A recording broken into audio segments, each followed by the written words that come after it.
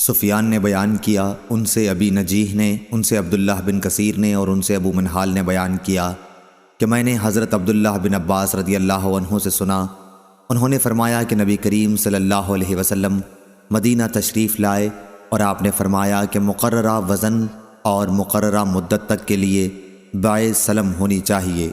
सही बुखारी हदीस नंबर 2241।